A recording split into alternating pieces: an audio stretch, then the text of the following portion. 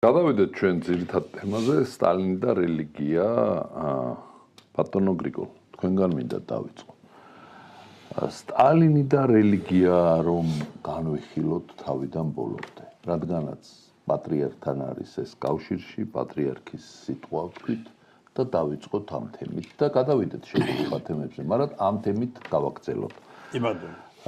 მან სასულიერო სემინარია ვერ დაამთავრა, თუმცა სასულიერო სემინარიაში საკმაოდ წარმატებული მოსწავლე იყო, მე როგორც ვიცი და საკმაოდ ბევრი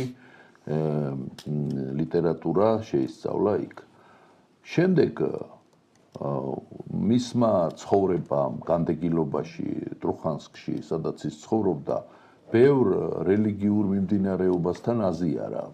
იმ თვალსაზრისით, რომ გაეცნო მთელ რიგ რელიგიურ რაღაცა მიმდინარეობებს იქაურს ისენის გაიცნო შამანები პოლუსი გადმოლახეს სამანება პოლუსი შამანების და ჩამოვიდეს კარგად ერკვეოდა მისტიკურ ხელოვნებაში და საკმაოდ კარგად ფლობდა ამ მთელ მიმართულებას. მოდით აი ამ მიმართულებით დავიწყოთ და შემდეგ მან რა ნაბიჯიც გადადგა ომამდე, რომ ეს გააუქმა ეკლესიებთან ბრძოლის დოქტრინა, რასაც ტროცკი ახორციელებდა და რატო ახორციელებდა, აი ამ ყველაფერზე ვისაუბროთ, ყველას გთხოვთ და შემდეგ უკვე სხვა თემაზე გადავიდეთ.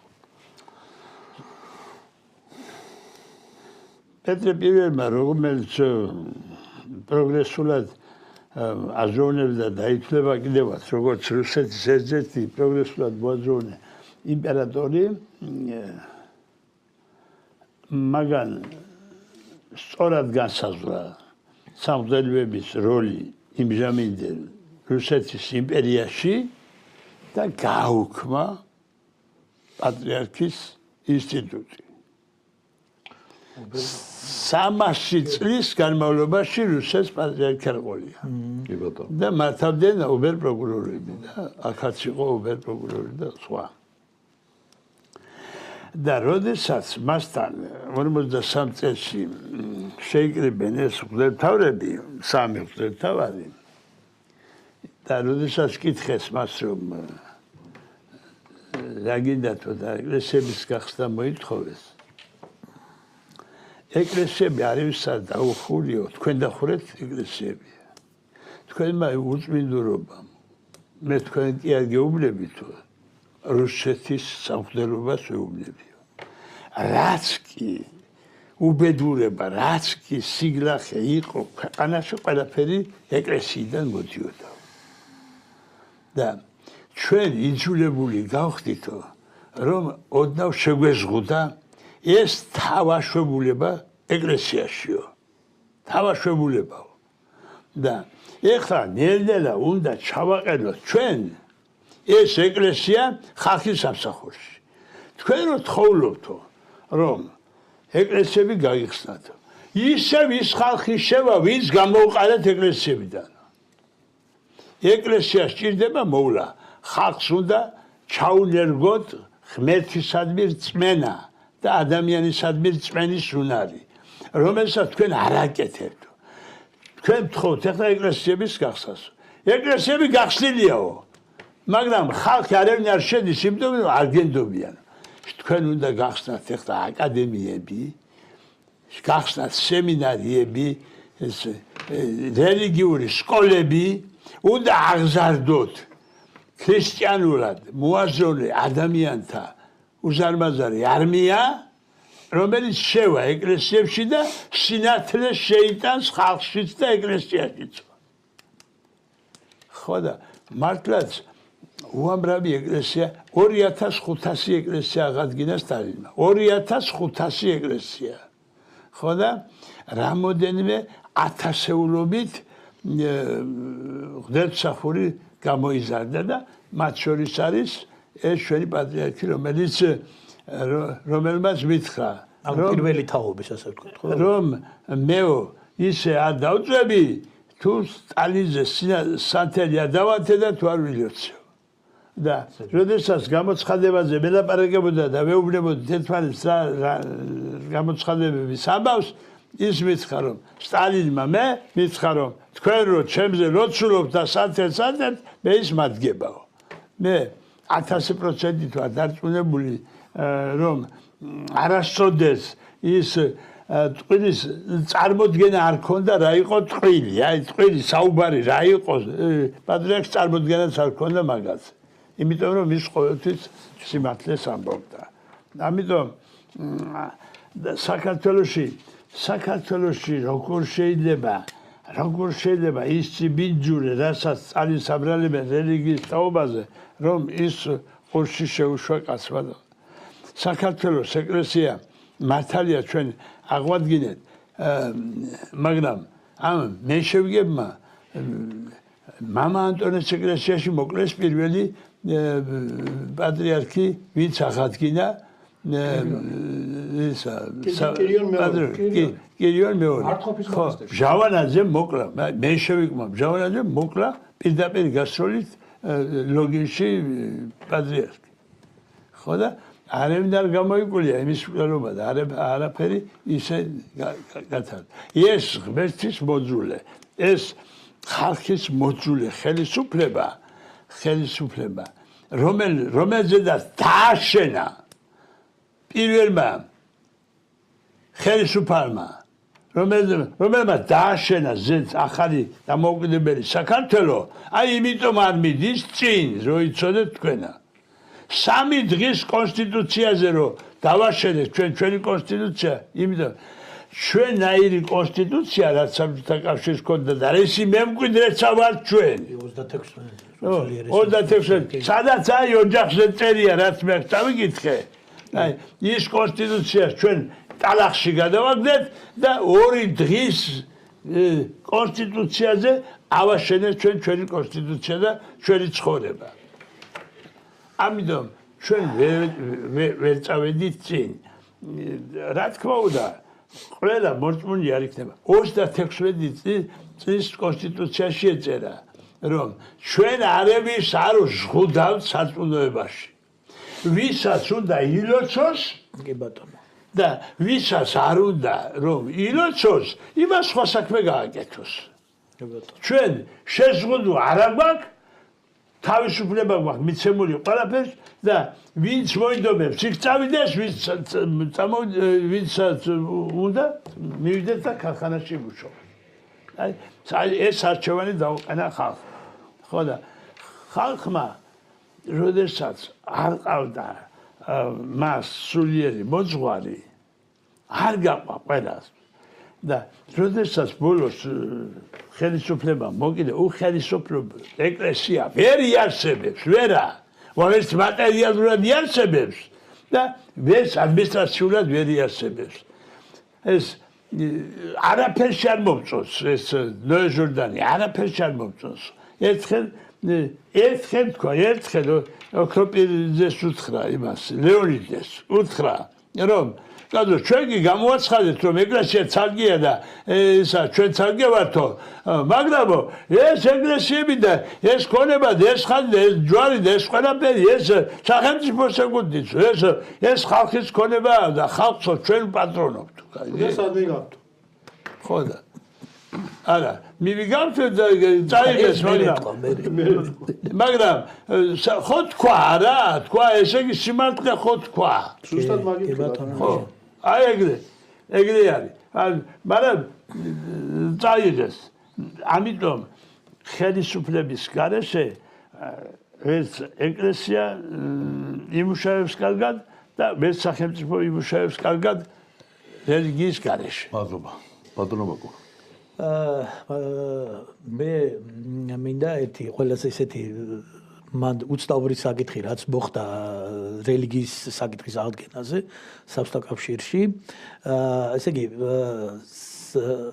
სამოღვაწეო ფართად გამოუყვეს თქვენ ალბათ გეცოდნებათ აი მუკის ცენტრალური შენობა და გადასცეს მთლიანად საპატრიარქოს და ეს იყო რაღაცა დიდი დარტყმა იმ უღმერთოებზე, ვინაც თავდაპირველად დაიწყო, რომ საბჭოთა კავშირში არ უნდა იყოს ღმერთი, არ უნდა იყოს ოჯახი, არ უნდა იყოს საერთოდ ადამიანობა და არ უნდა იყოს მხოლოდ და მხოლოდ ნახიერი. გერმანიის საელჩო მისცეს საპატრიარქო საბჭოთა კავშირის გერმანიის საელჩო. კი ბატონო. კი ბატონო. ხშირად ქონდა საუბარი ამ მუკის შენობაზე, მებრძოლ უღმერთოთა კავშირი, ასეთი ორგანიზაცია. კი ბატონო, მაგრამ სტალინის და რელიგიის ურთიერთობაზე გვაქვს საკითხი. სხვათა შორის სტალინი რელიგიური იყო და დარჩა რელიგიური და მე შემიძლია ვთქვა ერთი რამე, რომ ამ რელიგიის ეგიდით და ამ რელიგიის აღდგენის ეგიდით მას მთელი რიგი პოლიტიკური გადაწყვეტილებების გატარება სურდა, რეალიზება სურდა მსოფლიო პოლიტიკაში. თუ როგორ და რანაირად ეს ცალკე საუბრის თემა არის, მაგრამ თქვით, სასაუბროდ რო გააქვს და თქვით. არა, გასაგებია, მაგრამ ეს ცოტა სხვანაირად გასაშიფრება, სწორად გამიგეთ ბატონო მალხაზდა. მე ერთადერთი რაც შემიძლია თქვა ამ საკითხზე, ყველაზე აუცილებელი რაც არის, აი მორალურად რომ მომზადებულიყო სახელმწიფო იმისათვის, რომ ეს სახელმწიფოს და ხალხი მორალურად ყოფილიყო მდგრადი და მყარი. თუ ალბათ გეხსენებათ რაღაც ძველი თაობის ხალხი ხარ, პირად საქმეში, როდესაც ვკითხულობთ, მორალურად როგორი იყო პიროვნება, ხო? და მორალურად გრადი თუ არ იყო, მას დაწინაურების საშუალებას არ აძლევდნენ და ის მხოლოდ და მხოლოდ რაღაც სხვადასხვა სფეროებში, რომ დამხმარე სფეროებში უშვებდნენ ხოლმე იმათ. ამიტომ იყო ეს მისი მოწოდება და რაც შეეხება პოლიტიკას, ვინაიდან მსოფლიო პოლიტიკა აწყობილი იყო იმაზე, რომ უღმერთო სახელმწიფო უნდა ყოფილიყო საბჭოთა კავშირი, მაპატიოს ღმერთმა ამ გამოთქმაზე, სწორედ ჰიტლერმა ეს დაისახა მიზნად, ერთ-ერთი მიზანი მისი ის იყო, რომ ესენი უღმერთოები არიანო და რამდენადაც მახსოვს მათ მეებზე წარწერები ჰქონდა, ჩვენთან არის ღმერთიო, ხო? ანუ ესე იგი იმ პათოსით წამოვიდნენ გერმანელები და გერმანული ჯარები ჩვენ საბჭოთა კავშირის დასამხობად, რომ ესენი უღმერთოები არიან და ესენი კომუნისტები და ესენი ყველა უნდა ამოუშუშოთ და ჩვენ უნდა ვიყოთ იქ ბატონ პატრონები ყველაფერს. ეს მინდა რო ვთქვა რა. ამასთან დაკავშირებით. ბატონო ედიშერ. ბატონებო და ქალბატონებო, მოგესალმებით კიდევ ერთხელ, განსაკუთრებით ეხლა მე მინდა რა თქვა. მე ჩემი პროფესიიდან გამომდინარე უნდა შევხედო ამას. ილია ამბობდა, ხშირად ვლაპარაკობ მე ამას, რომ იმ დროს და ასა თუ ამა თუ იმ დროის განხილვა თუ გინდა, იმ დროს ქურქი უნდა მოირიგო და მასში უნდა ჩაჯდე და იქედან უნდა შეხედო პროცესებს და არა დღევანდელი დღიდან და დღევანდელი გადასახედიდან.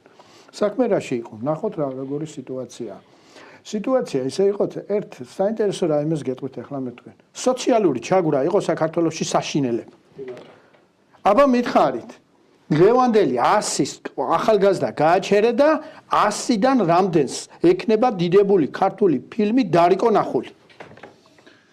არ 100-დან ერთსაც არ ექნება ნახული. ვიშუდა დარიკო. მე რატო ვლაპარაკობ ახლა? ეგნატე ნინოშვილის ნაწარმოებებში ასახული იყო ის, რაც სინამდვილეში ხდებოდა. კი ბატონო. ამიტომ ვლაპარაკობ მე ამას, რომ ეს იყო ისტორიული მოცემულობა მაშინ, რაც იყო. მე ნახო ნეხტი წაიკითხონ ისიდორე რამიშვილი იყო ასეთი სახელმწიფო სათათბიროს წევრი. ცნობილი მენშევიკი, ცნობილი პედაგოგი და მისი მოგონებებია გამოსული და ჩახედონ. რა ხდებოდა? რას აკეთებინებდა რუსეთის იმპერია თუ ვინც გნებავდა ეკლესიაში მყოფ მსახურებს. ნახონ, კაცო, ახლა ის კაცი არაფერს არ იგონებს. მე 37-ში დახვრიტეს. მაგრამ ნახონ რას აკეთებდა ის. შემდეგ ჩემო ძვირფასო მეგობრებო, წაიკითხონ კიდევ ლაპარაკობ დოკუმენტურად ლაპარაკობ ამას. აკაკი ვასაძის მოგონებები. პირდაპირ, როდესაც ამათ წინა გადაცემაში მე ამის შესახებ აქ თქვენ სტუდიაში მქონდა საუბარი, ბიჭო, გვებრძოდაო და ჩვენ გავატარებთ თო ღონისძიებას, აბა და ჩვეულებრივი ამბავია. აი ახლა ბატონო მახალ, მე და თქვენ ძალიან ახლო მეგობრები ვართ, მაგრამ აგერო ტელეფონი, ახლა მოვკიდო ამას ხელი და შენი არა და ჩავიდო ჯიბეში, არ გამიშვებ აქედან კარგად, ხო? ანალოგიურად და თქვენ წარმოიდგინეთ უზარმაზარი ქონება იყო, კაცო. და ამ უზარმაზარი ქონები და გამოდევნა ხდებოდა და ამის გამო ხდებოდა ის წინააღმდეგობები, რომელიც იყო და მე კიდე ერთ-ერთი უმთავრესი რაღაცა. ვინ ყავდა მოწინააღმდეგე და ვინ იყო? ტროცკი, კაცო. რომელმაც ფაქტობრივად 1923 წლიდან დაიწყო ეკლესიების ნგრევა და ძირითადად აი შემთხვევითი არ არის ეხლა რასაც ვიტყვი, ძირითადად ინგრევა და მართლმადიდებლური ეკლესიები თქვენს ვლაპარაკობ. მინახავს ისა რაპორტები, ისა რაპორტები ცენტრალურ კომიტეტებს, როდესაც წარუდგენდნენ. დაანგრეულია ამდენი ეკლესია და არ ვიტყვი ახლა აღარ მინდა, დარჩენილია ესა და ეს სალოცავი.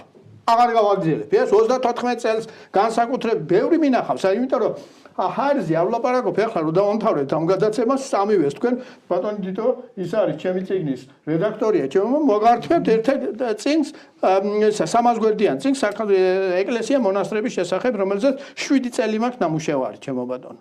ხო და ეხლა რა იყო ეს არის მთლიანი ერთიან კომპლექსია ეს განსახილველი და მე ერთ-ერთი უმთავრესი რა მინდა ჩემო ძვირფასო მეგობრებო, ასე ხელაღებით რო ლაპარაკობე. სხვა კიდევ ერთ წყაროს მოვიდა ნიკიტა თალაკვაცი იყო ასე და მღვდელი გამოსულია სასულიერო და მოქალაქე მღვდლის ჩანაწერები ნახე და წაიკითხეს 1008 გვერდია 1008 გვერდიანი წიგნი ნახავთ დღევანდელ ჩვენ ვისაუბრეთ ახლა გულისტკივილით რაც ხდებოდა ეკლესიაში მაგრამ კაცო 20-იან და 10-იან წლებში რაც ხდებოდა საქართველოს ეკლესიაში ის არის დღევანდელ დღესთან დღევანდელი დღე არის მასთან შედარებით იავნანა რა იყო, რა ძალები იყო, როგორ იყვნენ დაპირისპირებულები, რა ხდებოდა, აქედან აქვს ისა სერგო ვოდოსენიძემ, რომელმაც პირველმა გამოაქვეყნა იმის შესახებ კირიონი, კაცო პირველი წირვა რომ ჩაატარა, მისცეს წერილი ხელში, ხო და უთხრეს რომ აქედან როგორც კი გახვალო სამსვეტიცხოვლიდან მოკლავენო.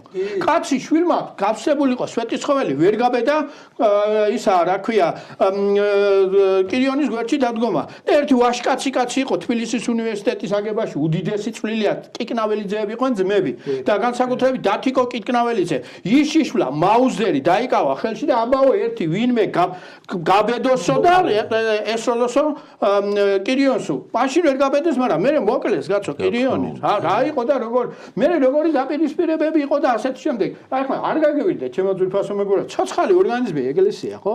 ციდან მოფრენილი ანგელოზები არ არიან ეხა რა? არ არსებობს კაცი რომელიც ცხონდეს და არასწოდოს და შემახსენებთ კიდე ერთი ქართული ბრწყინვალე ფილმია ლონდრე.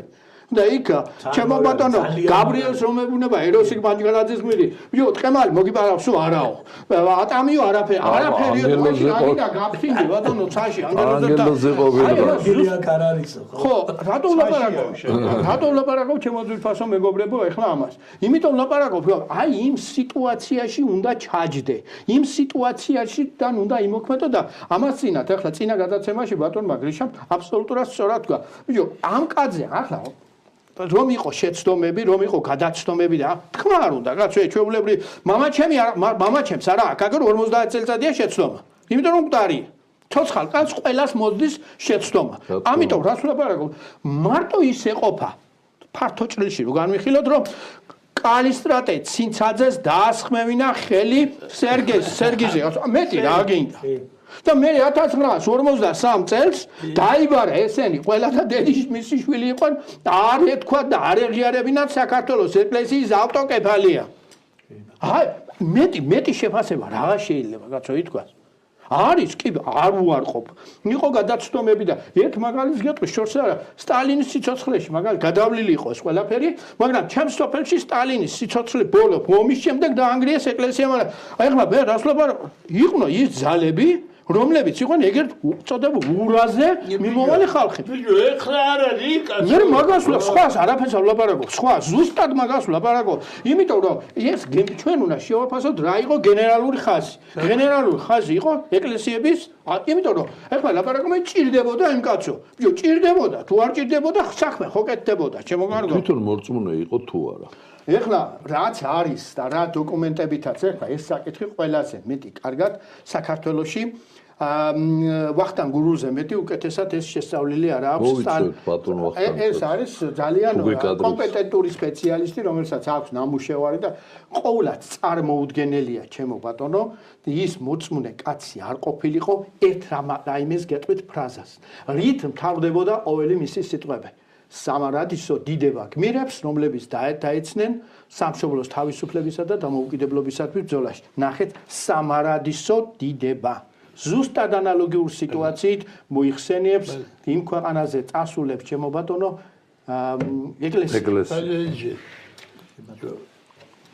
კინოფილმი რო გადაიღებია გიორგი სარგაძე სტალინმა შეურეს იქ ერთ-ერთ ქართული კაცს რა თქმევინა ქრისტეს და სამშობლოს სახელით ვეკვეთა.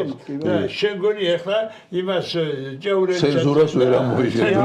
ვერ ამოიღებდა ცენზურა იმას. ჭეაურელი ეხა ცნობილი სიყო რა ქვია შანსონიე რო იტყვიან. მაგას სტალინის გარეშე ვერ გამეტავდა. გამორიცხულია. შენი ჯერია. მოკლედ მე ვეთანხმები ამ ჭეაურელი იყო დიდი რეჟისორი, დიდი ძალიან ფართო დიაპაზონის, მაგრამ მას ჰქონდა ძალიან სერიოზული ესეთი გამოხდომები, რასაც სავარაუდოდ დიდი ნიკალა ფიროსმანი შეეწირა კიდევაც. დიდად შეუწყო ხელი, როგორც ირკვევა. და ნუ ის თავისი ესეთი არაორდინალური და ექსცენტრიკული ქცევიდან გამომდინარე ხშირად იპყრობდა ყურადღებას, მაგრამ დარწმუნებული ვარ, რომ სტალინის სიცოცხლეში და სტალინის შეკვეთა იყო გიორგი სააკაძე, ქრისტეს სახელით ვეკვეთოთ მტევსა და სამშობლოს სახელით ვეკვეთოთ მტევსა, ეს არის გენერალური ხაზი, რომელიც გასდევს გიორგი სააკაძეს ფილმს და ეს დიდი სტალინის პირდაპირ ინსტრუქციის გარეშე ვერ იქნებოდა და არ იქნებოდა. იმიტომ რომ შუა გაგანია ომის დროს ამოდენა ფილმი ასეთი უზარმაზარი ისტორიული პანო, მხატვრული პანო შეიქმნას და ეს გასდევსდეს მას აი ესეთი შეძახილი რეფრენად და ლაიტმოტივად ეს არის საბჭოთა ქვეყანაში ხაზი გაუშვა. ყოველად გამორიცხულია ეს. ანუ გერმანიას დაანახრო რა თქმა უნდა ეს ხო ცნობილი ქრისტიანობა. ბატონო ბაკურ უფრო მეცაც გეტყვით ახლა რომ ესე იგი ეს ფილმი რო გადაიღეს გათავისუფლებულ ტერიტორიებზე ამას მასობრივი ჩვენებები მიდიოდა. ჯარისკაცები მოსახლეობა ყველა ამას ერთხმად უყურებდა. ეს არის ცნობილი მორალურად სტალინგრადში ჩამონგრეულ კედლებზე აჩვენებდნენ იმას. პროექტორი აჩვენებდნენ იმას. ეხლა ყველაზე მთავარი მე აი ამ თემას ეს სხვათა შორის ჩემი საყვარელი თემა არის, იმიტომ რომ სტალინი იყო ბუნებრივი ძალიან ასკეტური პიროვნება. კი ბატონო. ის ძალიან მორალური პიროვნება იყო. ძალიან. უკიდურესად სტოიკური და უკიდურესად მორალური პიროვნება იყო. ქართველი და ასკეტური. ასკეტური. ქართველი მარშლების ბრწყინვალე კოჰორტას აკლია ერთი დიდი სამხედრო მოღვაწის და დიდი მხედართმთავრის პორფილე ჩანჩიბაძის სახელი და გვარი. პორფილე ჩანჩიბაძე, რომელმაც კენიგსბერგი აიღო. მხოლოდ იმიტომ ვერ გახდა მაშა ქუჩა ჩანჩიბაძე. მხოლოდ იმიტომ ვერ გახდა მაშა. მხოლოდ ამოიღო თავისი ხელი. ნუ თავისი ძმაკაცის ცოლი მოიყვანა. ყოფილი თავისი ძმაკაცის ცოლი მოიყვანა ცოლად. და სტალინმა სია ჰქონდა წარდგენილი, მიტანილი და პორფილე ჩანჩიბაძე ამოიღო თავისი. არ უნდა იყოს ეს. ნახელა სტრატეგია. მაგაცის ცოლები კი არა, კაცებს მოყავთ ცოლები. არა, კაცებს მოყავთ კაცები ცოლები. კაცებს მოყავთ კაცები ცოლებად და გამოდიან და მე ლაპარაკობენ სამატრიარქოზე. ხო და ენას დაგავიწყდათ და გამიკვირდა რატო დაგავიწყდათ და გემრიელი ლუკმა მე დამრჩა. კი ბატონო.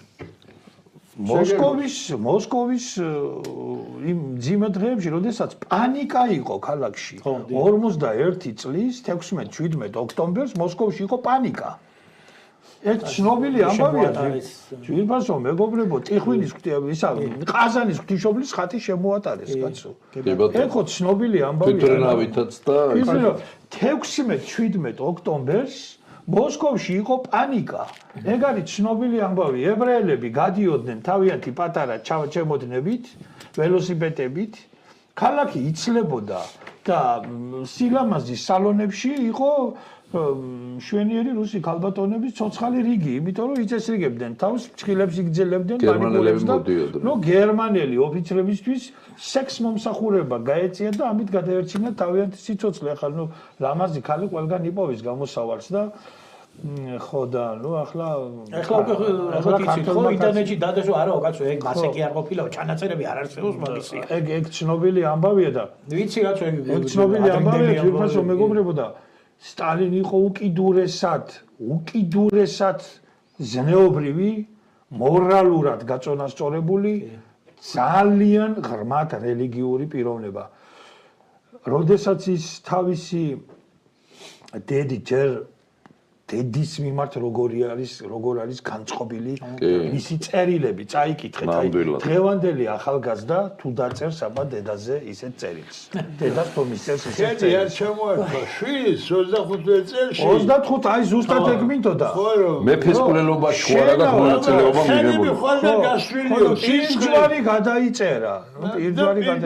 ხო და ირჯვარი გადაიწერა რომ მე არა, ნუ მე ვარ ღრმად დარწმუნებული რა. და უფრო მეცაც გეტყვით სტალინის როგორც ზნეობრივი ადამიანის პერსონა თვალში საცემი გახდა იმ უზნეო პოლიტიკოსებისთვის ხო იცით აი ადამიანს რაც გაკლია ყველაზე ადვილად დაინახავ იმას მთელი დასავლეთის პოლიტიკური ელიტა უზნეო ადამიანების ჩათვლით თავიდან ბოლომდე იზიარებს იმას, რომ ეს არის უაღრესად კეთილშობილი, მაღალი ინტელექტის და მაღალი ზნეობრით გაცისკრომლებული ადამიანი. ჩერჩილის ცნობილი გამონათქვამია, კაცო და რუზველტიც, რომ სანთლებს ვანთებთ სტალინის სახელზეო, რომ გადაგვარჩინაო. აი, ეხლა ამ ისტორიას რო დაამახინჯებ. და ლაშა ბუღაძისნაირი ზნეობრივად დეგრადირებული ქართველ მასტურბატორთა კავშირის თავმჯდომარე რომ გამოვა და იტყვის რომ სტალინი იყო პედოფილი. აი ხო აგინე ბატონო გრიშა ხო ათრია ეგ ძაღლივით. ხო და აი გიჩხონდათ мама რა და ეხლა არ გავიმეორებ იმას. არა გინება გამორჩა. არ არის ჩემი საკ მეტი რაღაცა უნდა ერთი მაგარ დონეზე ჩვენ არ მეტი რაღა უნდა აგინოს რაც მაგამ თქვა კაცო ქუთაისში რაც მოუვიდა მაგას ეხლა და თვითონ აღიარა რა მიქნეს აღარ ვიციო მე მეტი რაღა უნდა ვაგინო მაგას ბატონო აი ეგ არის გითხარი გული მოგეკარგე აი ეგ არის ხა ეს არის უაღრესად ზნეობრივი ადამიანი გადახედეთ მის მატრიკულს თბილისის საფუძვლიერო სემინარიაში სწავლის დროს და მეორე ავადმყოფი გამოდის ლევან ბერძენიშვილი ეს კგბ-ს ნომრიანი აგენტი ცხონებულმა ანზორ მაისურაძემ პირდაპირ მითხრა ცხონდეს მისი სული კგბ-ს რო გამოუშვეს ეს ეგრეთ წოდებული დისიდენტი ციხიდანო თან მოსკოვიდან ზარი მოაყოლესო სამსახურის შოვნაში დაეხმარეთო. როდის იყო კგბ, იმაზე ზრუნავდა დისიდენტები და ესაქმებინა. ეს კგბ-ს ნომრიანი აგენტი გამოდის.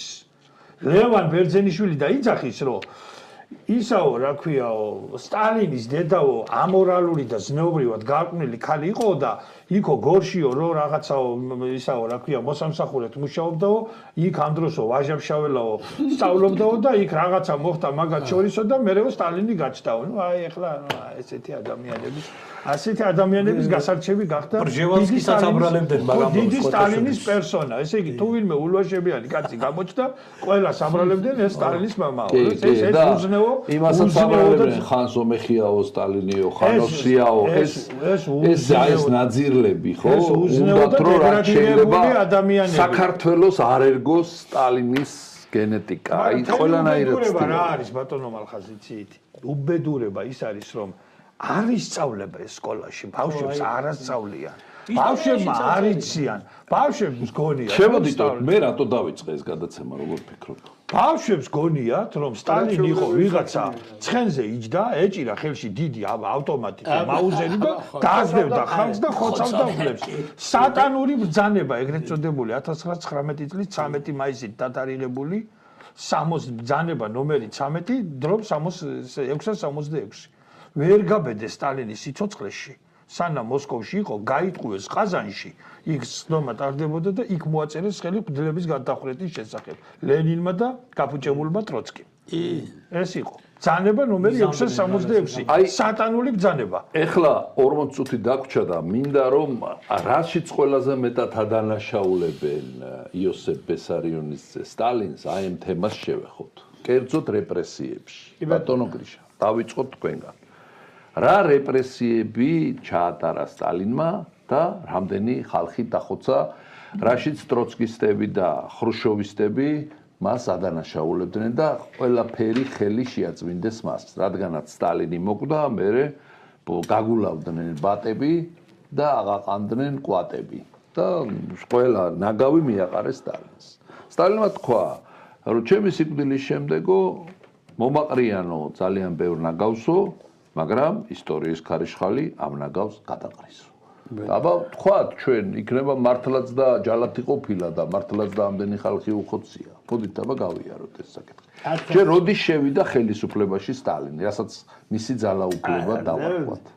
იმისი თქმა რომ ის როდისმე ესე იგი სერი იყო რა რომ ხელისუფლებაში არ იყო და მე ლენის მერე გამოჩნდა ეს აბსოლუტურად რა თქმა უნდა სისულელია 17 წლის წელს როდესაც მოხდა ეს 25-ში რევოლუცია რა რევოლუციაც მოხდა ეს ყველაფერი სტალინის გათვლილი იყო რომ ჯარის დისლოკაცია ხდებოდა ძველები მოდიოდნენ და ახლები ცულა მიდიოდა და ლენინგრადი დაცლილი იყო მთლიანად სამხედრო უწყებისაგან ხო და იმიტომ თქვა სტალინმა რომ 24 იქნება ადრე და 26 იქნება გვიანო ზუსტად იქ არ იყო მაშინ შემოვიდნენ საათებში იყო და იმიტომ შევიდნენ ეს სტრავოით ეს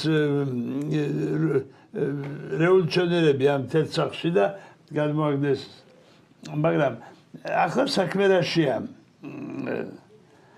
ყოველთვის აქტიური იყო სტალინი სულ ყოველთვის მესამე დღეს როდესაც ჩამოყალიბდა საბჭოთა კავშირის მართვის ორგანო მაშინ ცენტრალური კომიტეტი არ ერქვა მაგას 5 კაცი შევიდა და მეხუთე კაცი ეს სტალინი იყო რომელსაც თანამდებობრივად კი შეიძლება სხვა თანამდებობები მქონოდათ მაგრამ სახელმწიფოს მართვა ძირითადად ამ 5 კაცზე იყო და ყველაფერი ერთიანად იყო არავინ არ იფიქროს რომ ლენინს განსაკუთრებული რაღაცა ძალაუფლება ეჭირა არაფერი ლენინი არავის არ უნახია კაბინეტში ისე რომ ის გვერდის სტალინი არ ყოფილიყო ხო და იმიტომ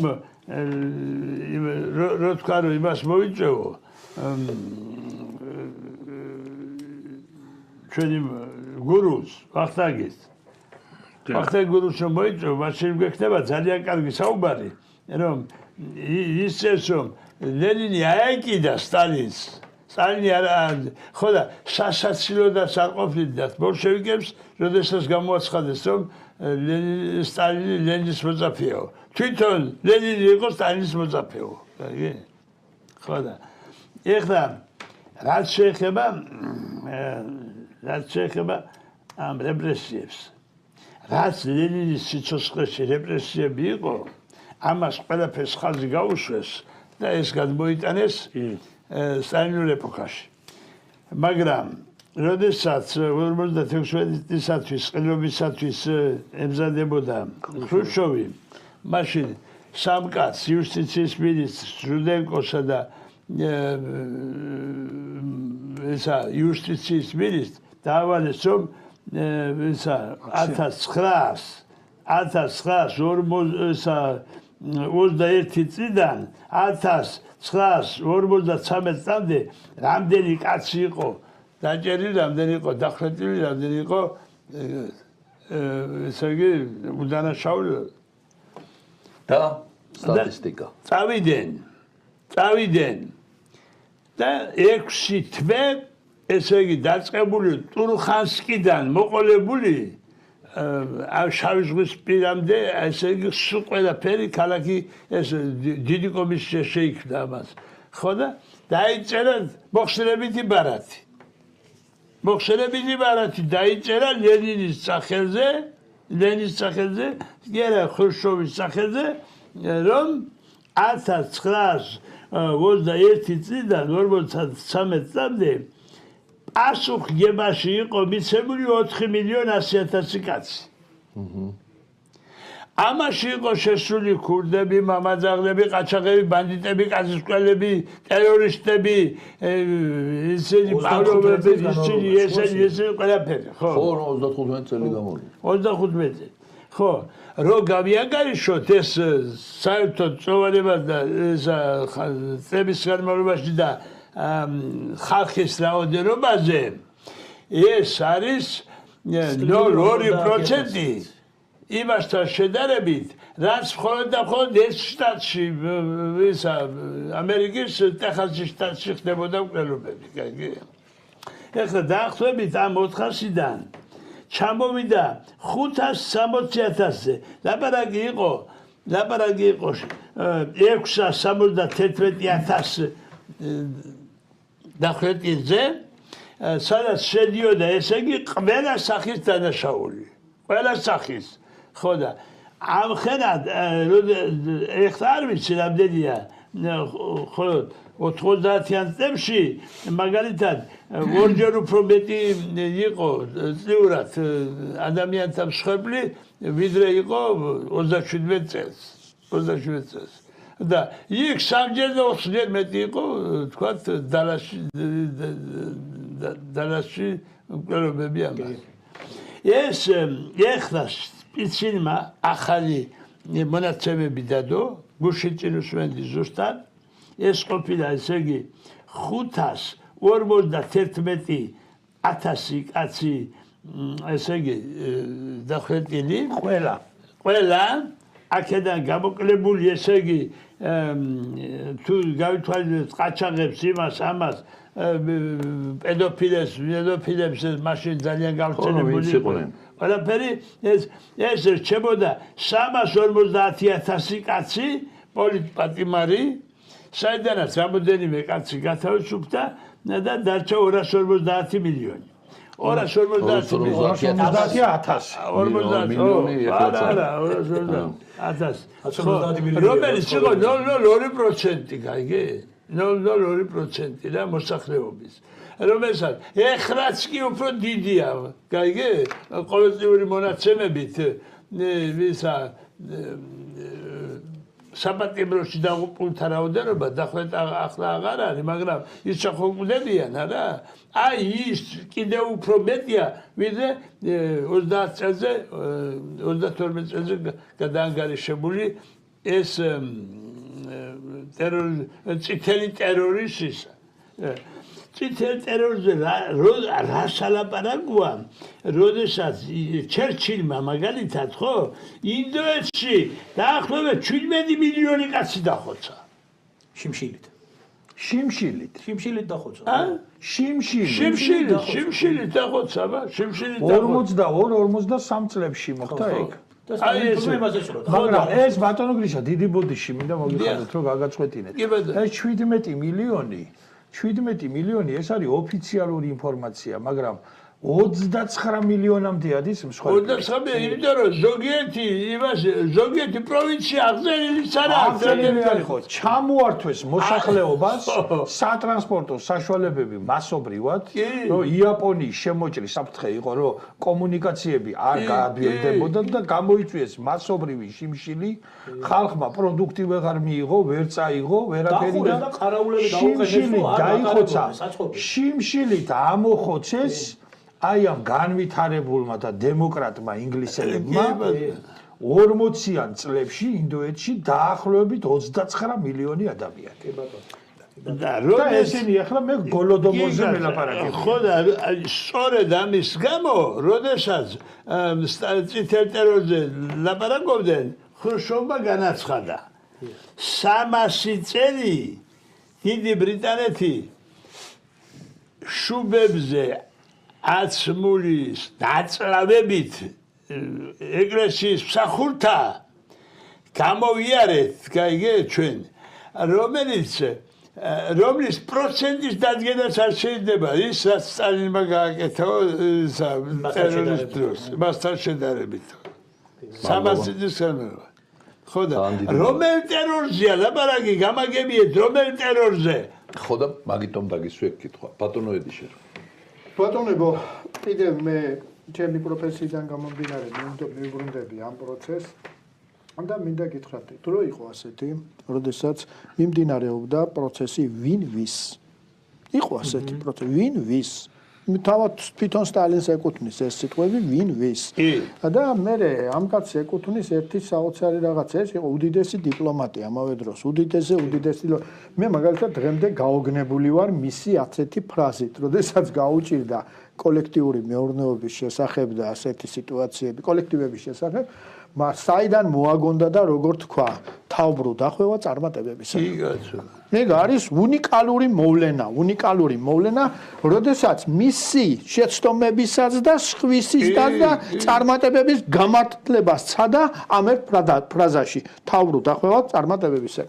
ამას სჭირდება მოვლენების ასე შეფასება ჩემი გადასახედიდან რამ გამოიწვია ეს და მე ვისაუბრობ იმის შესახებაც შემოძულფასო მეგობრებო რომ ვინ ყავდა მას მოწინააღმდეგე ყავდა ტროცკი რომელსაც აქვს ასეთი ფრაზა ნათქვამი ფრაზა კი არა პირდაპირ გამოდიოდა და ლაპარაკობდა 15 წლის ზემოთ ვინც არის ყველა დახვიდოთ და დანარჩენებს რა გავუკეთოთ და დანარჩენები აღზარდოთ კომუნისტური სულისკვეთებით თეთრი ზანგების ქვეყნას უნდა ვახშიოთ რუსები ეხლა შემოძვირფასებო ეს ხალხი ვინაც კარგებო ვინაც ამას ლაპარაკობს მე ვეძახი მაგათ ნიკიტისტებს ესენია ნიკიტისტები რომელმა ნიკიტისტმა ერთ-ერთმა დავალებით სპეციალურად სოლჟენიცინმა თქვა სტალინს არც მეტი არც ნაკლები დაუყურაეთია თურმე 150 მილიონი კაცი ამროს 185-მდე იყო თუ 175-მდე იყო და ეს ომი მაშინ ვინ მოიგო საინტერესოა 150 მილიონი თუ დახურით 150 მილიონი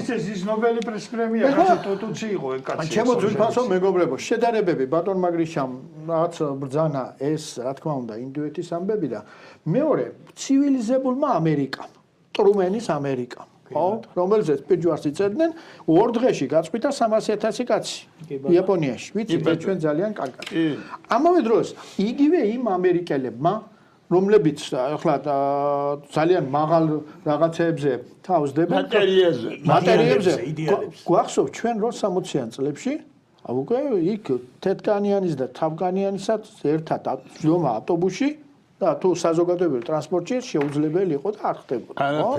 უფრო მეტიც მინდა გითხრათ, აი დღევანდელ დღეს ინდიელი რომ ნახო რეზერვაციებშია, აქ ყველა მათგან კი ბატონო, ამოხდარის სულ. მე ამით არ ვლაპარაკობ იმას, რომ ახლა მომისმენი ქრისტიანი ხალხი ვარ, ძიმე მარხვაა და კაცის პლის გაგზისაა, რა ქვია, გამართლება როგორ შეიძლება, მაგრამ მეორე ამბავი მინდა გითხრათ. აგერ ჩემო ბატონო ყურისძირშია ახლა ამბები, ხო? მიმდინარეობს ირანში. გამოვიდა ერთ-ერთი დედა, ოჯახის შვილები ყავს, ხო? თინა ტაივანჩიკი. ასევე ძახი მე მას. და ასეთი რაღაცა თქვა, კაცო, აქო გზდიანო, იმასო საქართველოსიო, მარნეულშიო, არისო ტერორისტებისო, უნივერსიტეტიო, მოსამზადებელი და ეს იმას ნიშნავს, რომ პირდაპირ გრეკე თავში ქალბატონო მარგარიტაო კინოში რო არის, ხო? ზუსტად ანალოგიური სიტუაცია იყო.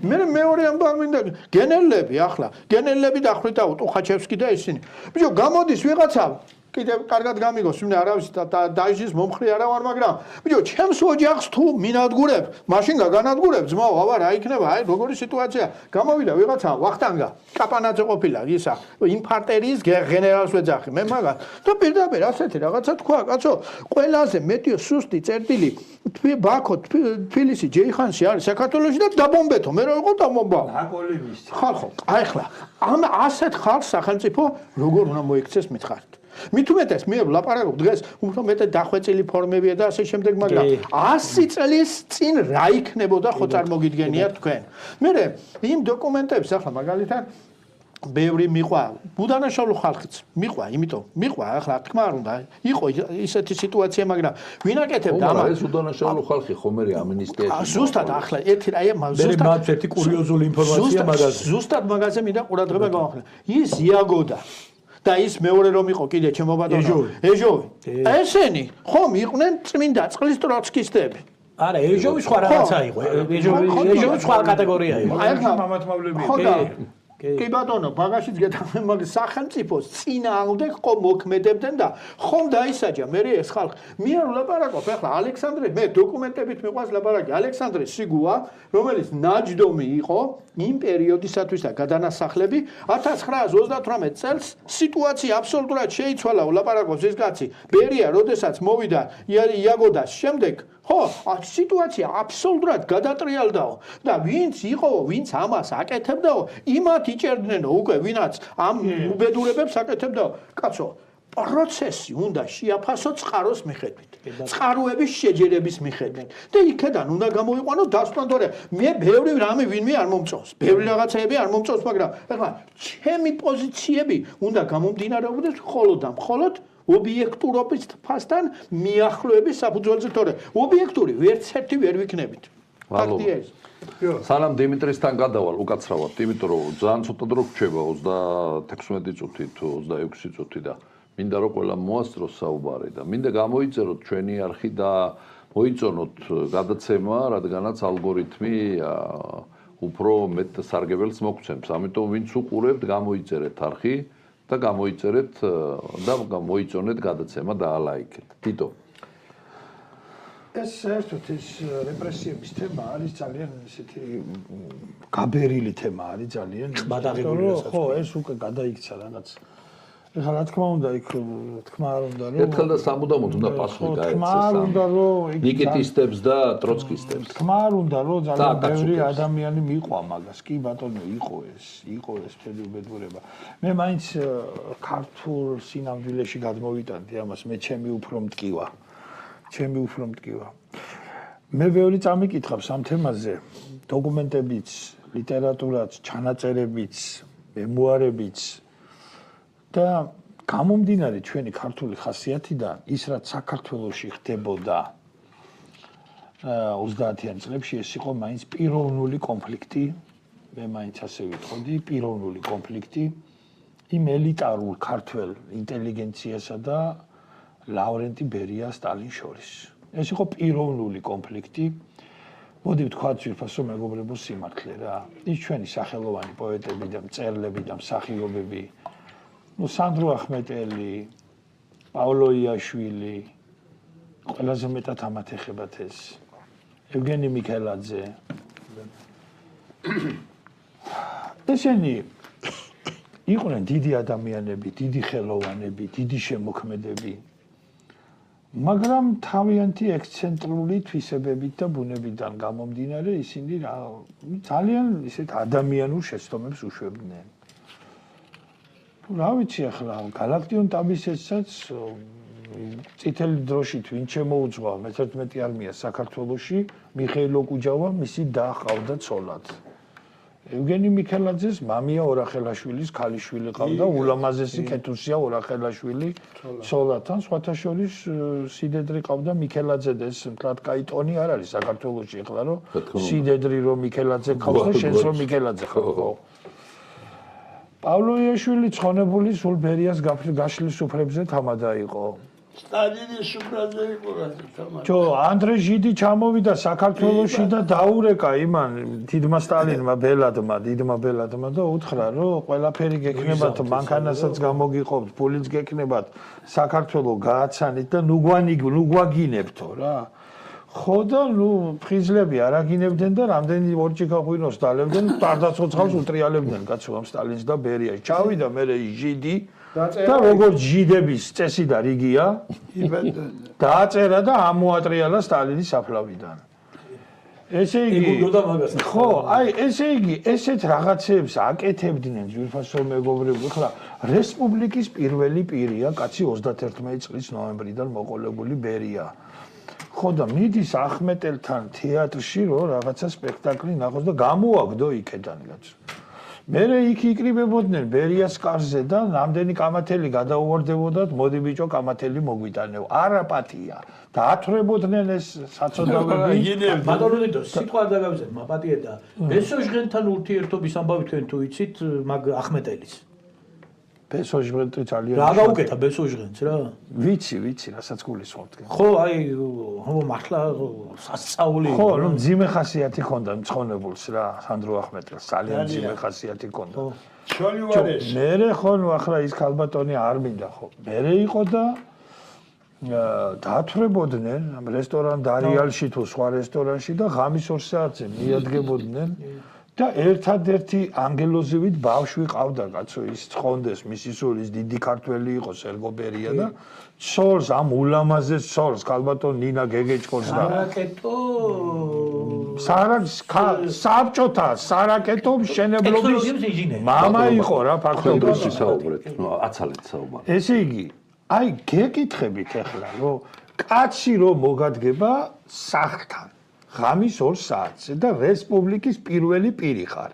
სტალინის დანიშნული და ამოდენა ბადაღებული იმპერია დგას მთელი თავისი ესე იგი საიდუმლო სამსახურებით შენს უკან და მოდის მთვრალი კაცი გათხრეშილი და გაგინებს სულ შვილს და შენ კიდე ამას ითმენ შენ კიდე არაპირებ ეხა ნებისმიერი აი მემწვანილე რომელმაც $1000 იშოვა შეურაცხყოფას არავის ვაყენებ ამას არაპატიებს ვინმე მაგრამ მოითმინა გადაყლაპა ესენი ვერ დაუკვდნენ ვერ გაერკვნენ საქართველოს დამოუკიდებლობა უნდათ მაგათ თუ ისა რა ქვია წითელი დროშის ქვეშ ესე გაშლილი პურმარილები გაიხლართნენ ესენი ზუსტად ისე გაიხლართნენ და გაორდნენ როგორც მე-19 საუკუნის ჩვენი სახელოვანი ინტელიგენცია ალექსანდრე ჭავჭავაძეები და გრიგოლ ორბელიანები რომ ესე იგი კარგად ფილბუხართან უყვარდათ ის დაწერა გმირო მამულის მადიდნო და ასე შემდეგ მაგრამ ის რუსული იმპერიის ტემლაკებს და ჩირმენდლებს ვერ ელეოდნენ ხო თუ არ გინდოდა შედალოცვილო მაპატიოს მისმა სულმა ეს ბოლშევიკები და ეს კომუნისტები კაცო მამია ორახელაშვილის ქალიშვილის როსტაცე ხელი და წაიყვანე იმისი არ იყოს იმაში რო არის ანიმაციურ ფილმში სოფლის მოშენებლები როგორც კი წახვედი დაცე ხელი მომიდაცაო თუ არ გინდოდა ის ბოლშევიკები დიდო გალაქტიონო ცხონდეს შენი სული მიხეილ ოქუჯავას და არ უნდა მოგეყვანა ცოლად ხო თუ არ გინდოდა ის ბოლშევიკები მაშინ ცხონდეს იმ პავლო იაშვილის სული კარგი პოეტი იყო ახლა გალაქტიონს კოჭებამდეც ვერ მიწვდებოდა და ვერ წვდება მაგრამ დიდი პოეტი იყო ისიც მაშინ იმ ბერიას გაშლის სუფრებზე არ უნდა გეთამადა კაცო შედალოცულო რამის პავლო გაალოთეს რამის ყოველღამე იქ იყო ხო და მე იძულებული გახდა თავი მოეკლა რატომ იმიტომ რომ ამას ეგონა იქ საღადაოდ ეძახდნენ დაკითხვაზე და დაასახელა ყველანი ესენი და მე რომ მიხვდა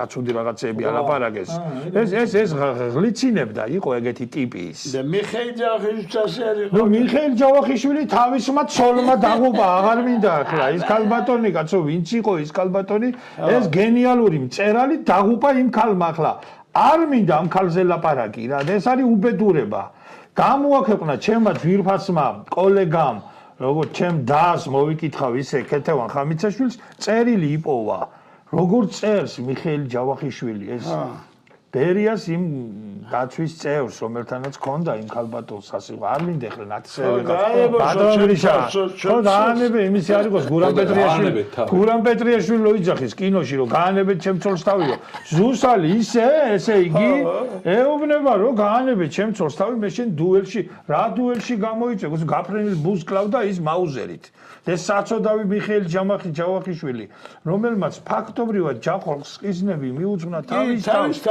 თეიმურას ხევის თავის პროტოტიპი არის მიხეილ ჯავახიშვილი კი ბატონო მიხეილ ჯავახიშვილი და აი ეს იყო გაორება ეს იყო ეპოქის გაორება აი ეს იყო წმინდა ქართული ამბავი აქ რაც მოხდა არაფერი მეტი არც მეტი და არც ნაკლები მე ეს საკითხი არ მიკვლევია მაგრამ ბევრი წამიკითხავს ბევრი მსმენია ბევრი დამიწერია პუბლიცისტური წერილები მაგრამ როგორც ისტორიკოს არა მაქვს შესწავლილი გამოკვლევა მაგრამ რაც მივხვდი რაც გავიგე და რაც დავინახე ეს იყო კლასიკურად ტიპოლოგიურად ქართული ამბავი ქართული კონფლიქტი ქართული ამბავი უჩემოდ ვით იმღერეთა აი მე და მეტი არაფერი ფაკურ ბატონო მადლობელი ვარ და რაც შეეხება იმ ბესოჟღენტის და ის მართლა საინტერესოა და ხო მე ამას წინათ ჩამიგდეს ის განცხადება მოხსენებდი ბარათი პროფესორად როგორ იყო რანაირად იყო ყველაფერი თავიდან ბოლომდე ზანეთ იმიტომ რომ დრო ცოტა კიდე თემა მოვასწროთ რეპრესიებთან დაკავშირებით სხვათა შორის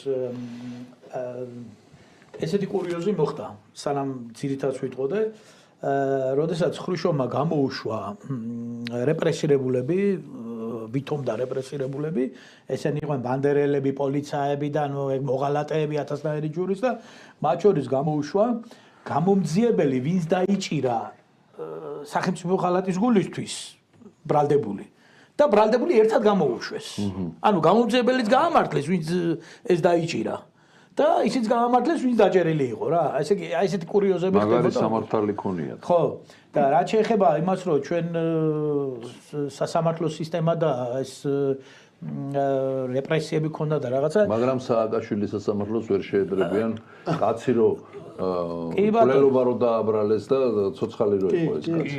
ეგეც ვერ შეედრებიან. რატომ რამდენიმე ფაქტი იყო ამ ბოლოს ამერიკაში 40 წლიანი პატიმრობა მისცეს საერთოდ ადამიანს რომელიც საერთოდ ახლომახლოში არ იყო დანაშაულთან კვლელობის ის იყო მუხლი იყო და 40 წლის მერე გამოუშვეს ეს ადამიანი ფაქტიურად ხო 40 წლის მერე გამართლა წარმოგიდგენ მთელი ცხოვრება ციხეში წაართვეს რა და რაც შეეხება აქ აქ ურევს ბევრ რაღაცას, იმიტომ რომ რადგან ახლა თქვა სტალინი იყო ხელმძღვანელი სახელმწიფოსი და ესენი აღმასრულებელ ხელისუფლებაში იყვნენ ეჟოვი, აგოდა და სხვები, რადგან იმათმა ეს ღონისძიებები გაატარეს იქ, რაც თქვა დასაჭერი იყო ხალხი, ხო, ვინც დანაშაული ჩაიდინა, იმას ხო არავინ მოეფერება. და ამიტომ ესე იგი რაღაცაერად ისეთნაირად იმას ვიტყვი, რომ მიაკერეს სტალინს, არა და ფაქტი ასეთი არის, სხვათა შორის, იაგოდა კიროვის კვლელობა რომ მოხდა ლენინგრადში, კიროვის კვლელობაც ეს სასწაული კურიოზი იყო დაცვის თანამშრომელთან ახლდა. როდესაც შევიდა სამსახურში, ხო? და იმ შენობაში, სადაც ის მუშაობდა, ეხა მუზეუმი არის და იქ ვერ შეხვალ, ფიზიკურად ვერ შეხვალ და ესე იგი კაცი მიყვებოდა დაცვის თანამშრომელი და ტუალეტში მოუნდა გასვლა. და ტუალეტში გავიდა კაცი მოკლეს. ესე იგი დააკავეს მე ეს დაცვის თანამშრომელი, მე სტალინმა პირადად უნდა დაეკითხა, მან ბადრაგირებით გადაიყვანეს ციხეში და რო უნდა დაეკითხა, დაურეკეს რა იქში და ტელეფონი და გადმოიყვანეთ, ეხლა დასაკითხად შესვეს საბადრაგო მანქანა ღია მანქანაზე, საბადრაგო მანქანაზე, ეს მანქანა მთელი ძაღლით სადღაც კედელში შეეჯახა და მარტო ეს პიროვნება ბადრაგი ცოცხალი გადარჩა, ყველა მძღოლი ყველა და ეს პიროვნება გარდაიცვალა. ხო და სხვათა შორის მე ეს თვითონ სტალინმა პირადად გამოიძია, იქ ბევრი საინტერესო რაღაცები ამოიყარა, ხა 36 წუთში ეს ხელა საქმე არის, არც ისე რეპრესიებზე რო ისაუბროთ. ხო, მაგაზე მაქვს საუბარი ზუსტად.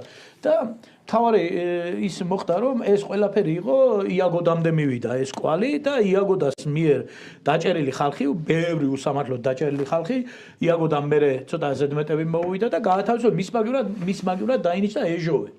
ხოლო რაც შეეხება ეჟოვს, ალბათ თქვენ ეს ინფორმაცია გაქვთ, რომ ეჟოვი ბრიტანეთში ვიზიტის დროს დავერგოგებული იყო იქ. კი ბატონო, სასტუმროში რომ შევიდა, პატარა პუტკუნია ბავშვი შეუგდეს საძინებელში და იქ რაღაცეები დაიწყო დასაწყისში, დააფიქსირეს და შენი ნაკები ეჟოვი დაუმტკიცეს იქ პედოფილობა, გადაიბირეს კიდევაც და აქ დაიწყო სტალინის საწინააღმდეგოდ ამნაირი რეპრესიების ისეთნაირი მოწყობა, ესე იგი თავისი მიმართულებით თუ ვინმე უარს ეთყოდა პირადი გზნობების დაუკების შემთხვევაში, არ დაუკების შემთხვევაში, ყველას უყენებდა, რა ქვია, ყველას დასაყრდად იმეტებდა. რაკასოვსკი აწამეს კაცო. კი ბატონო, იყო ასეთი. მაგათ აწამეს, რაკასოვსკი აწამეს.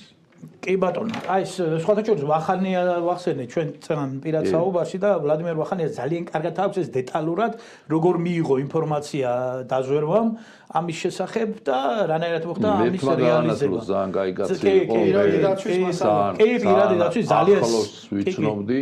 ხშირად მოდიოდა ხოლმე ჩემთან წიგნებიც მაჩუკა, ძალიან საინტერესო წიგნები ქონდა დაწერილი.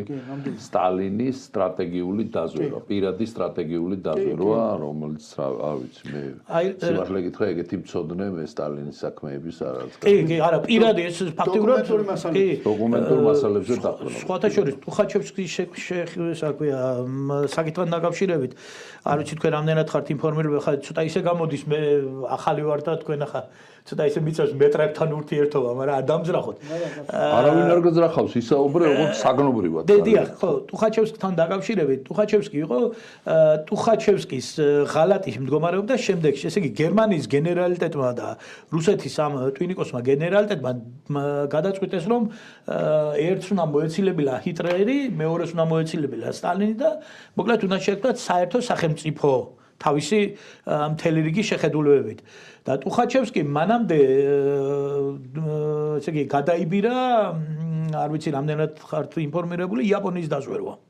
და იაპონიის დაზვერვაზე მიბმული ბრიტანეთის დაზვერვა არის, იაპონიის დაზვერვაზე მიბმული, არა ბოდიში. იაპონიის დაზვერვა არის, ბრიტანეთის დაზვერვაზე მიბმული. ასე რომ ეს ყველაფერი თვითონ როგორც ჩანს წყაროების მიხედვით ბრიტანეთიდან გაიჟონა. და ბრიტანეთმა მოახდინა მასე ოპერატიული რეაგირება, ასე ვთქვა და ტუხაჩევსკი მაგიარა თავიდან ბოლომდე ყველაფერი რა იყო, როგორ იყო, რანაირად იყო და რაც თავარია ერთი მომენტი არის ქვემეხი რომ შექმნეს ომამდე ბატონო გრიშა თქვენ გეცოდინებათ რაღაცა ისე იგი განსაკუთრებული თვისებები ქონა ამ ქვემეხს და მისი ინჟინერი მივიდა და მოხსენება გაუკეთა რომ ეს ქვემეხი გამოვცადო თუ შეიძლებაო რა გრაბენის ქვემეხი იყო და დაიწუნა ის რა დაიწუნა საერთოდ მიერჩია თავიდან უყურადღება და მე რა ვუთხარ რომ თუ ამას არ შეამოწმო ამგები და პირდაპირ სტალინის მოხსენება ამასეო და ხო კაიო და ნუ ტუხაჩევსკი მე რაღაცა ნუ ისე სასხვათა შორისო და ფაქტიურად ამ კაცს მომზადებული ქონა სახელმწიფოს ღალატი და მთელი ქვეყნის ღალატი და აბა რა იქნებოდა ხა ისაღა ქვემეხის სისხლის მოყვარე კაცი იყო. მთელი ეს ტამბოვის და იმის გუბერნია სისხლში გლეხების საჯანყებები, საშინელებები დაატრიალა მაგ ესა საინტერესო და არის ხა არა ერთი წუთი თუ დაამთავრეთ თქვენ კი всё ეხლა მე რა მინდა გთხოვოთ ყველას რაც თქვენთვის უმთავრესია სტალინში რასაც ხედავთ იმ თემით დავიწყოთ ძალიან მოკლედ ესე იგი 10 წუთი გვაქვს სულ გადაცემის დამთავრება 2 წუთი ნახევარი თქვენ 2 წუთი ნახევარი ბაკურს 2 წუთი ნახევარი თქვენ 2 წუთი ნახევარი და უნდა დავასრულოთ გადაცემა ესე იგი ეს დაიჭირეს ნოვგოროდში თუ რაღაცას ეს ტუხაჩევსკი ორჯერ არა მაგას შევეშვა ორჯერ მე ვამბობ ზოგადად სტალინის მახასიათებელი უმთავრესი რა იყო ორჯერ ამოიღო სტალინმა და საფრთხეთა სიდა ტუხაჩევსკი ხო და ბოლოს ისე დოკუმენტები დაუდეს რომ ნუ დათანხმდა რომ დაიჭირეთო ხო და დაიჭირეს ნოვგოროდში ხო და რო ჩაჯდა იმას ფორმა არ გახადოთო ისე ჩამოიყვანეთო რა იქ გაუკეთოთ რამეო როგორც სარდალი ისე ჩამოიყვანეთო მარშალიო რა ხო და დაჯდა თუ არა იმაში ვაგონში მოითხოვა საძერგალები და რაღაცები ხო და ყველაფერს დაჯდა და დაწერა როგორც ერთი გვერდია მარტო და მოკლედო შენ არ შეგაწუხებო ხო და დიდი მადლობა ორჯერ დამეხსენიო და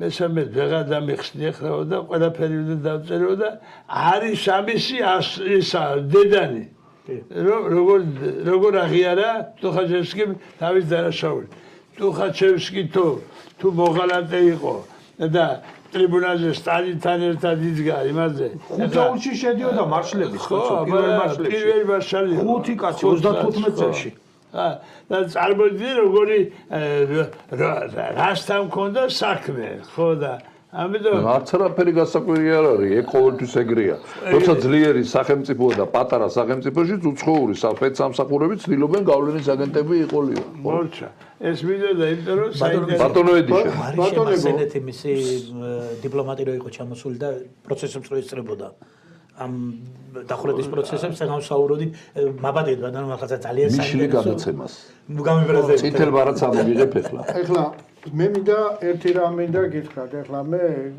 პროცესები ფასდება შედეგების მიხედვით კი ბატონო შედეგი მოდი ну დავავდნებოთ თავი იმ საბჭოთა კავშირს და ასეთ რა თუმცა როგორ შეიძლება დანებება ნახევარი მსოფლიოს მართველი იყო ეს გორელი მეჩექმის შვილი ფაქტია ჩემო ბატონო მაგრამ პროცესებს თუ ასე შევაფასებთ რამდენი ფაბრიკა ქარხანა იყო საქართველოში 1917 წელს შორს ამედიოდა რამდენი იყო 1953-ში რამდენი იყო არ მივალ მთელ საქართველოს თბილისში რამდენი პროცენტი იყო ქართველი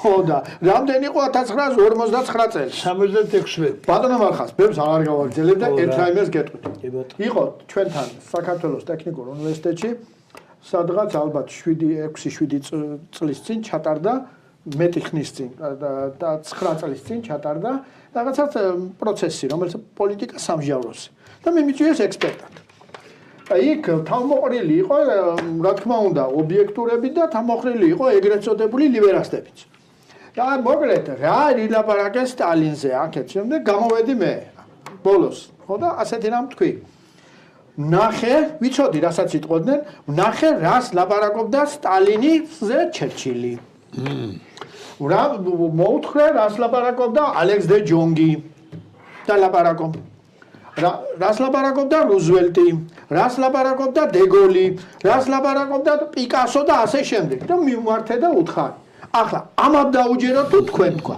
დავამთავრე ამ თქვენთანაც ასე ვამთავრებ მე ძალიან კარგი დიმიტრი სტალინი ჩემთვის საინტერესოა როგორც ნეობირი პიროვნება დიდი ზნეობის, მაღალი ზნეობის ადამიანის გარეშე, იმ მაღალი ინტელექტის და მაღალი სულიერების გარეშე ყოვლად წარმოუდგენელი იყო იმ ფუნდამენტური წვრების განხორციელება დედამიწის უშუალოდ 1/6-ზე და შემდეგ კიდე დამატებით იმ ტერიტორიაზე, რომელიც ფაქტობრივად შეიქმნა როგორც სოციალისტური ბანაკი და ეს იყო ფაქტობრივად რეალურად ეს იყო ნახევარი მსოფლიო. ყოვლად წარმოუდგენელი იყო მაღალი ზნეობის გარეშე, მაღალი ინტელექტის გარეშე და აი ამ ასკეტური ბუნების გარეშე ადამიანს შეექმნა ვერცერთ დიდ სახელმწიფო მოღვაწეს მუცელზე გადაყოლილმა ვერცერთმა დიდმა სახელმწიფო ვერცერთმა მოღვაწემ ვერ შექმნა დიდი სახელმწიფო. სტალინი იყო ზნეობრივი პიროვნება, სტალინი იყო მაღალი სულიერების პიროვნება და იდეის კაცი იყო. ის არ ყოფილა ჯიბის კაცი, ის არ ყოფილა ფულის კაცი, ის არ ყოფილა მუცლის კაცი, ის იყო იდეის კაცი და იდეურმა მოღვაწემ დიდმა სტალინმა შექმნა დიდი სახელმწიფო, რომლის შესახებაც შესანიშნავად ბრძანა ასევე დიდი იდეის კაცმა და დიდმა სახელმწიფო მოღვაწემ გენერალმა მარშალმა დეგოლმა საბჭოთა კავშირი იქნება მანამ, სანამ იქნება დიდი სტალინი. წავიდა დეგოლი და მოკვდა საფრანგეთი, წავიდა სტალინი და მოკვდა საბჭოთა კავშირი. ეხლა შევადაროთ ეხლა მაკრონი და დეგოლი და განსაკუთრებით მისი ცოლი, მაკრონის ცოლი და დეგოლი და სტალინი და ნუ ახლა ხრუშოვი და ნიკიტა. ხო და ნიკიტა და ლიონია და მე მაგის ცოლის გულისთვის ხალხი დაიჭირეს, გაცო აგერ. ხო. ხალი არ არის უბრალოდ. ხო. მე ერთი რამე მინდა დავამატო რა. აი რამდენი წელია გარდაცვლილია სტალინი, ხო? 59 წელი და 73 წელია და აი ხო იძახიან რომ სტალინი დიქტატორი, ტოტალიტარული რეჟიმი, რაღაც ის. ერთ სასამართლო პროცესი რატო არ ჩაატარეს ერთი ხილული? ჰიტლერი ხო ჩაატარეს. აი ხილული დაენახებინათ რომ აი დამნაშავეა ეს კაცი. ხო იძახიან ევროპელები და მისი მიმდევრები რომ ეს კაცი არ არის წმინდა სულის კაცი, ხო? ვატყუებდა რომ სინამდვილეში ესე იგი ხალხს რაღაც ფანტაზიებში აცხოვრებდა. ვერაფერს ვერ იზამენ, იმიტომ რომ ეს დოკუმენტები რაც უნდა ამოიღონ და რო წაიკითხავენ ყველას, მშვენიერ კარგად იციან, რომ ყველაფერი მათსაწინააღმდეგოდ იქნება. მოტრიალდება. დიახ, მოტრიალდება მათსაწინააღმდეგოდ. ეხლა ერთი პერიოდი დაუწეს ჰიტლერთან გატოლება. მაგრამ მე მაინც არ გამოუვიდათ ეს ყველაფერი და სხვათა შორის ძალიან ხშირად ამბობ ხოლმე პირადად საუბრებში და მე მინდა აქაც თქვა რომ ჩინეთის დღევანდელი ზეობა ეს არის მე შემიძლია პირდაპირ თქვა სტალინის დამსახურება და რატომ გარდა იმისა რომ ჩინეთში ეს რევოლუცია მოახდინეს და მიეხმარა და ასე შემდეგ 99 კვლევით ინსტიტუტი შეიქმნა საბჭოთა კავშირის შექმნიდან დაშლამდე და 99 კვლევით ინსტიტუტში აი ძირფესვიანად სწავლობდნენ როგორ მოხდა ეს ყველაფერი, როგორ შეიქმნა, როგორ განვითარდა, ზენიტში როგორ ავიდა და როგორ მოხდა მისი დაცემა. და ამან გამოიწვია იმდენად კარგად შეისწავლეს, აი ზოგიერთი რომ მგონია რომ თანამდებობის პირი აჭემზების რა ეწოდინებაო, აი იმ დონემდეც კი იყვნენ შესწავლები ის თანამდებობის პირები, ვინ რა გააკეთა, როგორ გააკეთა, რანაირად გააკეთა. და საბოლოო ჯამში მათ მიიღეს ესეთი ძლიერი შედეგი, ძლიერი ადმინისტრაციული აპარატი და ძლიერი ეკონომიკა. ეს ყველაფერი მთლიანად იყო დაფუძნებული იმ საბჭოთა სასწაულზე, რომელსაც თვით იაპონელებიც კი დღესაც რომ საუცნობებს ქონიან, ისინიც კი იყენებდნენ სტალინის ეკონომიკურ თეორიებს თავიანთ მართვა-გამგეობაში, თუნდაც კერძო საკუთრების შემთხვევაშიც კი.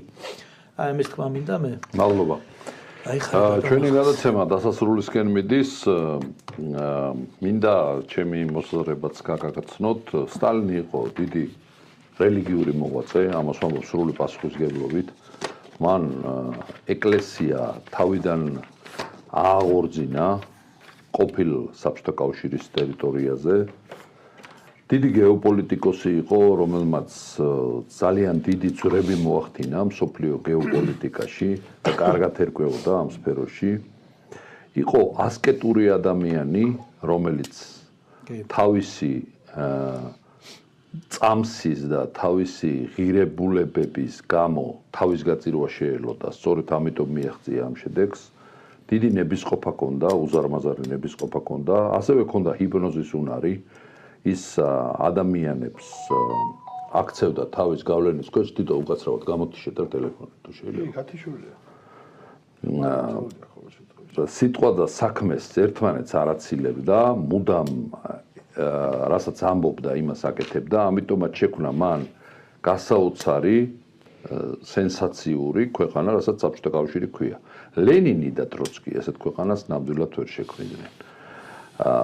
მე დარწმუნებული ვარ, რომ ხრუშოვი რომ არ მოსულიყო ხელისუფლებაში, რომელიც შეთქმულება იყო სწორედ იმ უცხოური სპეცსამსახურების ხრუშოვის დაშვება ხელისუფლებაში და საბჭოთა კავშირის მართვა რომ ბერიას გაეგრძელებინა, დარწმუნებული ვარ, რომ საბჭოთა კავშირი დღეს იქნებოდა ჩინეთის მაგვარი ძლავრი სახელმწიფო, ესე მგონია მე რატომღაც. ჩინეთი ვინ იქნებოდა? დიდი მხედართმთავარი იყო და მიმული იქნებოდა ჩვენს. დიდი მართველი იყო. მე მგონია რომ იმიტომ არ ვამბობ რომ რაღაცა მინუსები არ ქონდა. რა თქმა უნდა მინუსები ქონდა. ადამიანი არ არსებობს რომ მინუსები არ ქონდეს. თუმცა ეს იყო ეს ადამიანი. და მე მინდა ხოლმე როცა ამ გადაცემაზე ვსაუბრობთ, ვისაუბრობთ როგორც მინუსზე, ისე პლუსზე. რა თქმა უნდა. კი ბატონო. ძალიან დიდი მადლობა მინდა მოგახსენოთ ყველას აქ სტუდიაში მყოფს ჩვენს ტელემაყურებლებს, რომლებიც გვიყურებდნენ და ბევრ კომენტარებსაც წერდნენ, უბრალოდ ჩვენ ნამდვილად დრო არ გვეყო იმისთვის რომ ამ მათი კომენტარებიც გაგვეხილა.